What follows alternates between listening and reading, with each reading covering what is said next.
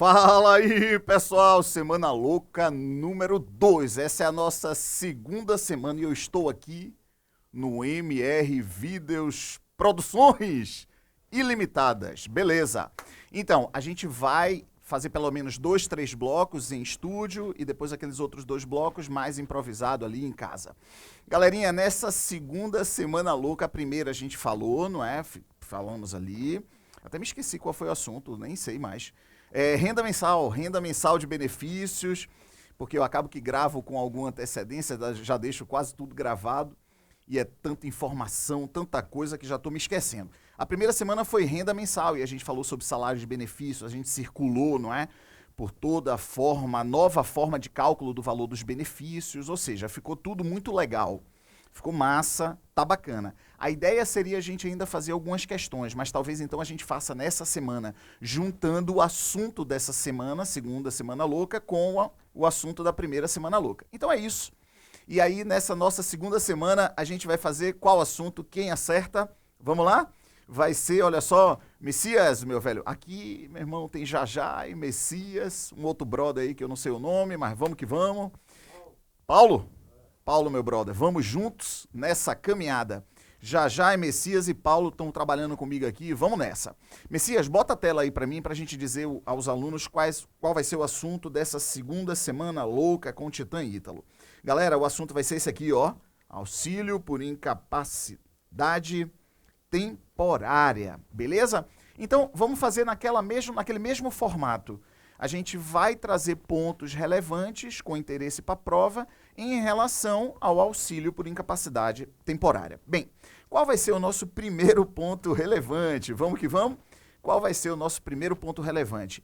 É muito simples, é muito tranquilo, mas vai pegar os desavisados. Diz respeito à mudança na nomenclatura. Ora, quem já vem me acompanhando em todos os projetos que a gente disponibiliza aqui pelo YouTube, pelo Facebook, pelo Instagram, pela zorra toda, sabe que esse benefício antes era o famoso auxílio doença, né? Auxílio doença, que a alegação aqui é de que de certa forma a pessoa achava que só porque estava doente teria direito a benefício. Mas não. Não basta somente estar doente ou ter sofrido um acidente, precisa estar incapacitado, olha só, incapacitado para exercer suas atividades laborais ou, não é? Suas atividades laborais, né? Laborais ou habituais. Tranquilidade brasileira, então houve essa mudança na nomenclatura, deixa eu só fazer um ajuste aqui rapidinho, houve só essa mudança na nomenclatura para não passar uma falsa impressão para a população, para os segurados, enfim, de que bastaria estar doente para dar entrada no requerimento de benefício.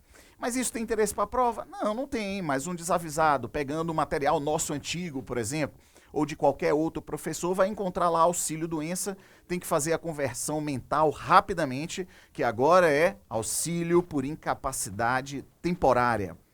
E essa incapacidade temporária vai fazer com que o segurado deixe de exercer suas atividades laborais por um determinado período ou suas atividades habituais. Por que tem essa diferença de atividades laborais e habituais? Porque todo mundo sabe aqui que os segurados são CADES-F, não é? Então, a gente não vai dizer que um segurado facultativo tenha atividades laborais, exceto uma exceção, não é? Que aí a gente vai discutir quando a gente estiver discutindo Semana Louca, por exemplo, segurados, não é?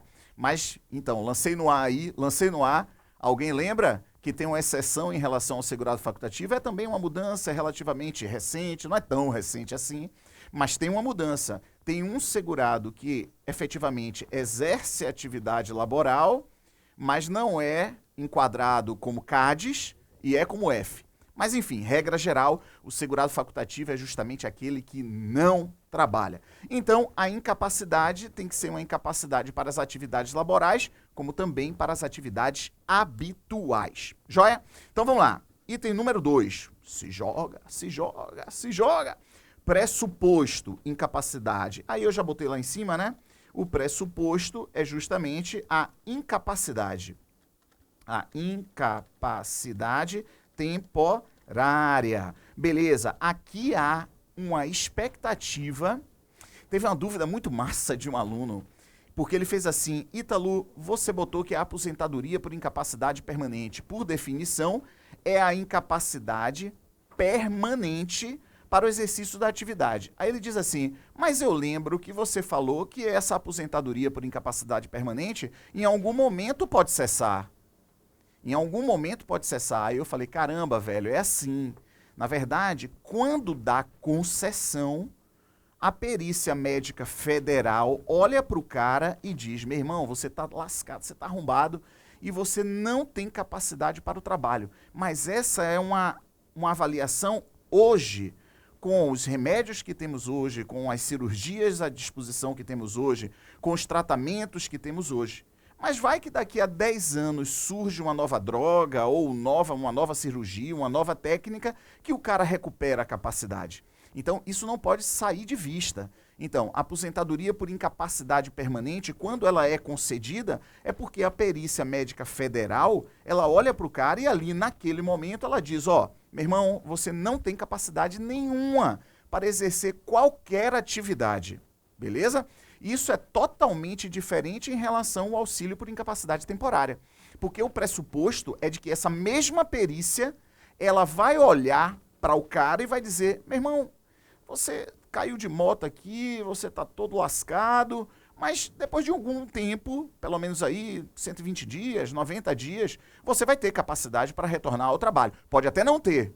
E aí haverá um requerimento para estender o prazo de concessão do benefício e assim de novo há uma nova perícia para se estabelecer um outro prazo. Mas a expectativa é de que esse é um benefício temporário. Então, já desde a concessão. Ele pode virar um benefício por incapacidade permanente? Claro que sim.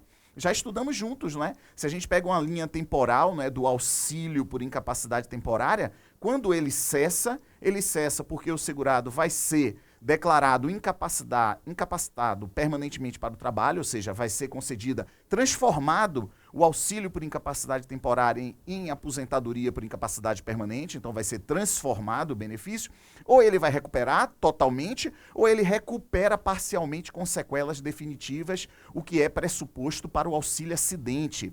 Galera, é tudo muito lógico, simples para a gente acertar a questão de prova, não é? E fora isso, direito previdenciário é o direito para a vida, não é? Então é bom a gente estar sabendo, já falei isso em outros encontros, que vários alunos nessa entre-safra de concurso, especificamente, porque está tendo muitos concursos, mas especificamente para concursos federais que estão suspensos desde 2015 para cá, enfim, não é? E assim os governos estão mantendo essa suspensão, mas o fato é, na entre-safra de grandes concursos federais que cobrem direito previdenciário, os alunos estão se virando, não é? Ou estão migrando para outros concursos, ou estão voltando a trabalhar na iniciativa privada, ou têm condição de permanecer estudando. O fato é que uma parcela dos alunos estão trabalhando com direito previdenciário. Isso é porreta. Porque direito previdenciário é um direito para a vida, não é?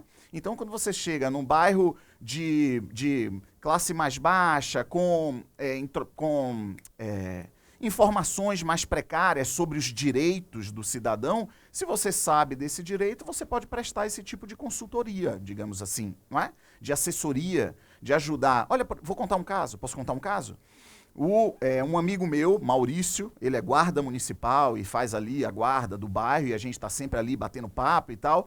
Ele falou assim: Ítalo, tem no meu bairro uma senhora que ela tem uma deficiência gravíssima, cara. Ela mal consegue caminhar, ela teve um problema na infância, alguma zorra assim, e ela tem uma deformidade, ela não consegue, cara, e ela faz parte de um núcleo familiar muito, muito pobre.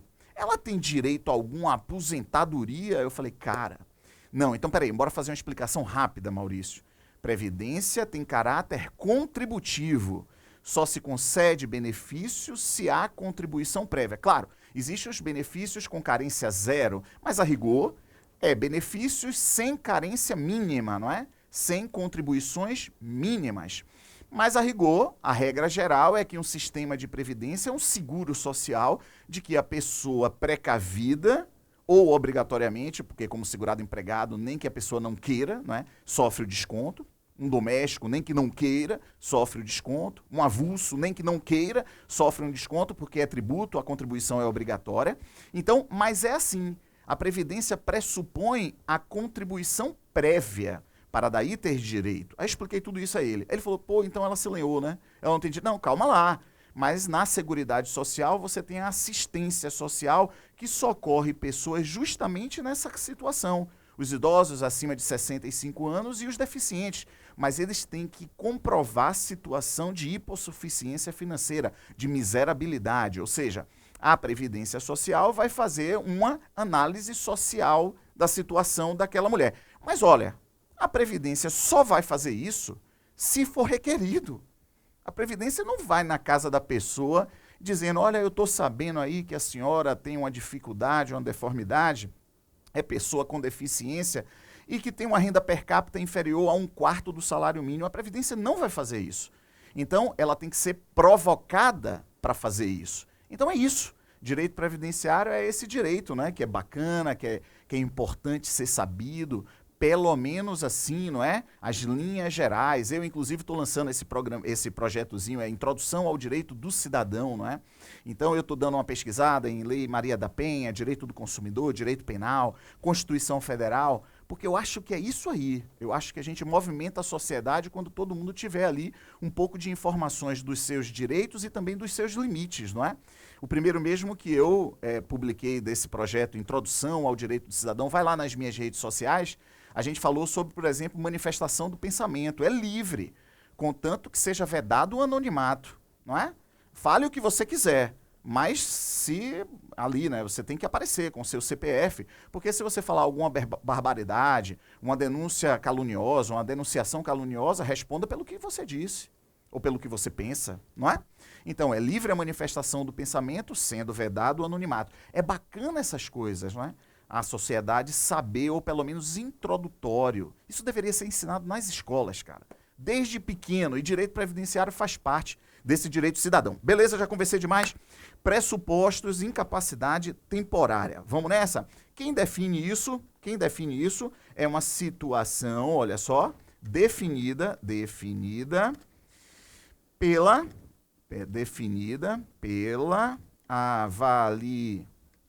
avaliação médica federal. Não é mais aquela oficial do INSS, né? Avaliação médica federal, porque os peritos saíram do INSS e foram para o Ministério da Economia, são meus colegas no Ministério da Economia. Vamos lá no nosso item número 4? Vamos nessa? Se joga, vamos para o item número 4, deixa eu dar aqui um aqui, isso.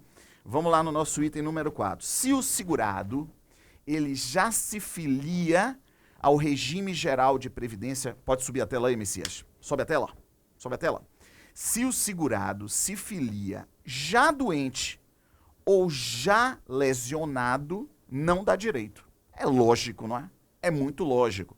Então, o segurado, como é um regime de previdência, pressupõe contribuição prévia, o cara não pode não ser filiado ao regime, ele não pode não ser filiado ao regime, depois que se acidenta, cai de moto, se lenha todo, aí ele fala, vou lá na Previdência buscar um benefício. Mas eu vou fazer o seguinte, vou fazer uma contribuição, uma só, porque o benefício decorrente de acidente não tem carência, então eu faço uma contribuição e vou lá e peço o meu benefício. Imagine, claro que não pode. Então, a doença ou a lesão, ela tem que ser posterior à filiação. É lógico. É lógico. É só você se colocar no lugar do INSS. Você é o proprietário do INSS. Aí você vai olhar assim e vai dizer, Zorra, que onda é essa, velho? Você não estava contribuindo. Agora que você está lesionado e doente e incapacitado, é que você vem pedir benefício? Não.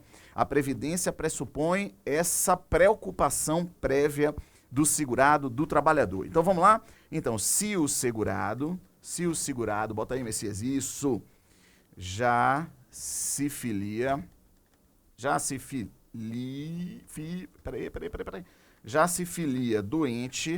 doente ou lesionado,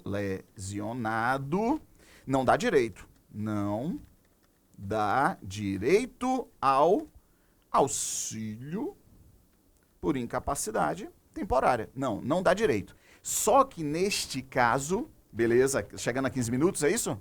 Só que, vamos só finalizar esse tópico. Só que nesse caso tem uma exceção, e aí todo mundo responde comigo. Qual é a exceção?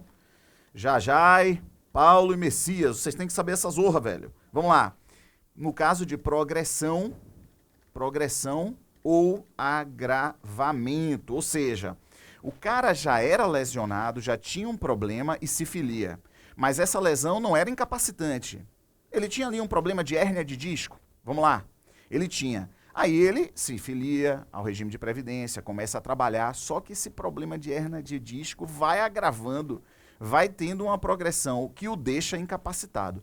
Quem é que determina isso? Eu não sou da área médica.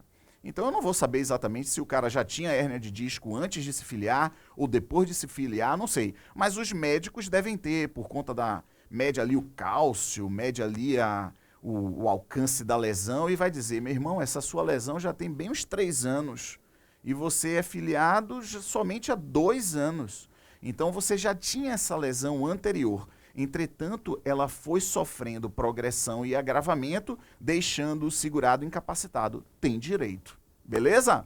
Então é isso aí. Essa é a Semana Louca do Titã Ítalo. A gente falando sobre auxílio por incapacidade temporária. E esse é o nosso primeiro bloco de 15 minutinhos. Beleza? Até amanhã no nosso próximo encontro. Valeu, galera. Forte abraço. MR Vídeos Produções Ilimitadas. Valeu!